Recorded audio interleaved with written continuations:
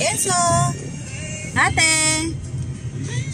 Hello guys! For today's video ay pupunta kami ng Ternate at kasama namin ang family ni Daddy Kelvin. Kaya kagana kumain para i-celebrate ang birthday ni Ate Kendra. O ha, kahit February na, birthday pa rin ni Ate Kendra. At dito namin napiling kumain sa Viewpoint Restaurant. Malawak at malaki rin yung parking space nila. Kaya kung marami kayong dalang sasakyan, kasyang-kasya kayo dito.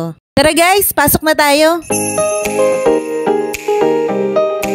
Maganda at nakaka-relax yung ambience ng restaurant kasi marami siyang mga halaman at magandang view.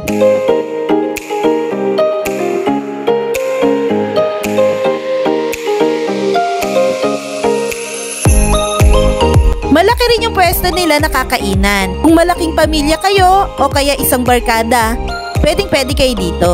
Kapag hapon kayo pumunta, pwede kayo dito malapit sa view. Kami kasi ay tanghalian pumunta kaya medyo matirik ang araw kaya doon kami sa may bubong. Ang presyo ng food nila is affordable lang. Meron silang mga group meal dito na kayang-kayang budget. Talasa naman at servings, panalo ka na dito. Yan, habang iniintay namin yung food, nag-picture-picture muna kami dito.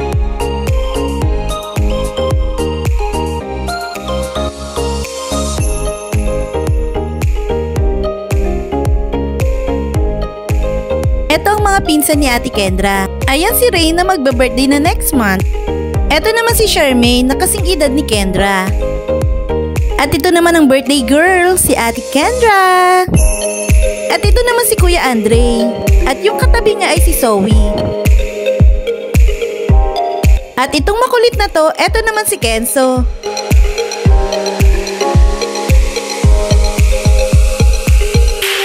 Kapag may kasama kayong mga maliliit na tulad namin, ingat-ingat kayo dito. Medyo mataas ito kaya may mga lugar talaga na delikado.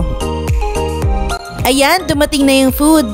Alam nyo ba guys na 3,100 lang yung package na yan? Nakales pa kami ng 140 para sa mga senior na kasama namin. O diba ang dami ng servings? At iba't ibang putahe na yan ha? Tara guys, kain na tayo!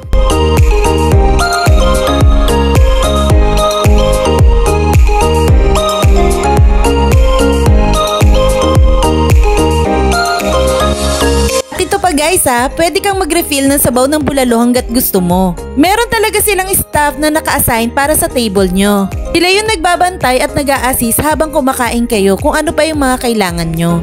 Malamig kasi sa lugar na yan kaya every time na nagkakasebo o lumalamig yung bulalo, nire-refillan na nila. At bukod sa bulalo, meron din kaming sinigang na tanige.